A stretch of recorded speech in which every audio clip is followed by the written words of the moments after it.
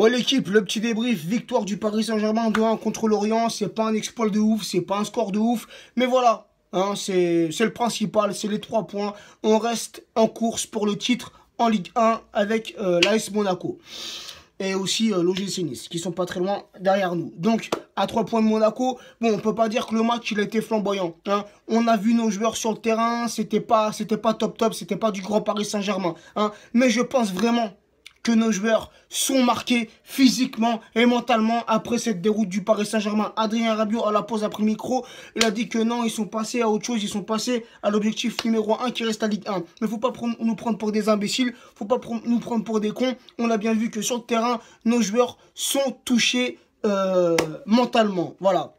Après, c'est normal. On s'est pris un score de malade, hein. Un 6-1, tout le monde connaît le scénario du match. Donc, les joueurs ne peuvent pas venir nous dire qu'ils ne sont pas marqués mentalement. Même l'entraîneur, il est marqué mentalement. Tout le monde, tout l'effectif est marqué mentalement. Et c'est normal. C'est normal. Alors, il ne faut pas que les joueurs viennent nous raconter des conneries au micro. Voilà. Après, l'objectif principal, bien sûr, maintenant, c'est le championnat. Hein. À chaque début de saison, on peut dire que l'objectif numéro 1 est la Ligue des Champions. Vu qu'on est sorti, il ne faut pas lâcher l'affaire, il ne faut pas baisser les bras. Il y a encore des points à prendre, il y a encore une dizaine de journées. Monaco peut faire un faux pas et on peut toujours prendre la tête de cette Ligue 1. Donc les mecs, il faut se donner à fond, il faut mouiller le maillot. Hein. Ce soir, on peut trouver l'excuse de la correction en Ligue des Champions. Parce que ce soir c'était pas flamboyant. Hein, on marque 2 buts, mais dans le jeu lui-même, hein, c'était pas magnifique. Di Maria, combien de passes il a raté? Combien de ballons Di Maria il a raté ce soir? Combien de passes il a raté? Alors certes, il est à l'origine du premier but. Il tire ce corner. Cavani qui essaye de la reprendre, petit cafouillage dans la défense, but contre son camp, et ensuite Nkunku qui met un magnifique but. Voilà, les tops de ce soir au niveau du Paris Saint-Germain, je mettrai Cavani dans le top. Pourquoi? Parce qu'il est à l'origine des 2 buts. Voilà, donc sur le corner, et c'est lui qui fait la passe à Nkunku pour le 2e but. Ensuite, Nkunku, que je mets dans le top. Pourquoi? Parce que ce soir, il s'est donné sur le terrain et il a marqué son petit but.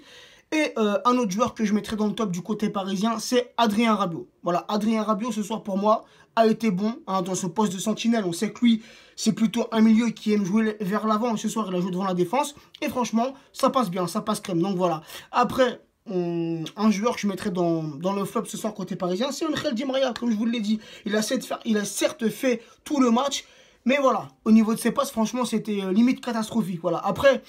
La petite affaire là sur Serge Aurier, il doit rentrer à la place de Meunier parce que Meunier s'est blessé ce soir. Meunier, franchement, Meunier, hein, physiquement, il est épuisé. Contre le FC Barcelone, il a souffert. Là, ce soir, il sort sur blessure. Alors, j'espère que c'est pas trop grave parce qu'à la base, Thomas Meunier, c'est la révélation de cette année. Hein, Thomas Meunier, c'est notre petite révélation. C'est un joueur magnifique. Mais ce soir, voilà, il était au bout de ses capacités. Je pense que physiquement, il était au bout. Et résultat, une blessure. Donc, l'entrée de Serge Aurier qui a été plutôt longue. Le mec, il est même pas prêt. Hein, il est même pas prêt à rentrer. Il n'a pas son maillot, pas son short, pas ses chaussettes, pas ses chaussures. Eh frérot, à tout moment, une blessure, ça peut arriver. Je sais pas, faut être prêt. Faut être prêt ou sinon, ça sert à rien. Tu vois, autant que tu restes en tribune. Donc ça, pour moi, c'est du grand n'importe quoi. Un remplaçant doit être prêt. Hein, à rentrer, il peut arriver n'importe quoi, comme à Meunier. Hein, on a attendu 10 minutes pour qu'il rentre sur le terrain, alors que Meunier, il était en train de souffrir. Non, normalement... Le joueur il est blessé, il y a un joueur qui est directement prêt à rentrer, le mec il est prêt. Donc voilà, ça c'est pas normal les gars, donc ça c'est pas normal. Après voilà, franchement c'était pas un match magnifique à regarder. Et comme dirait l'autre, hein, les 3 points c'est l'essentiel, donc voilà. J'espère vraiment que nos joueurs vont se reprendre. Hein. Ça va pas être facile, même pour nous supporters, on est encore marqué psychologiquement par cette déroute. Hein, ça nous est clairement jamais arrivé, surtout en Ligue des Champions. On en a subi des défaites. Hein, on en a subi des défaites avec ce club. Mais une aussi grosse défaite en Ligue des Champions, ça va mettre un bout de temps. Un bout de temps à être digéré. Donc voilà. Après, par rapport à ce que disent les journalistes, les commentateurs là, il y aurait au sein du Paris Saint-Germain, donc avec l'entraîneur et les joueurs, ça chaufferait un petit peu. C'est normal, cousin. C'est normal. Emery, il a été recruté. Pourquoi Emery, il a été recruté pour faire un meilleur parcours que Laurent Blanc en Ligue des Champions. Mais encore une fois, je reviens vite fait sur le match du FC Barcelone, hein, pour que les choses soient bien claires. Tout le monde est fautif. Hein. de tout en haut, hein, jusqu'au plus petit des joueurs du Paris Saint-Germain, tout le monde est responsable. Hein. Emery, il a sa part de responsabilité, l'effectif, hein, les dirigeants, ils ont leur part de responsabilité.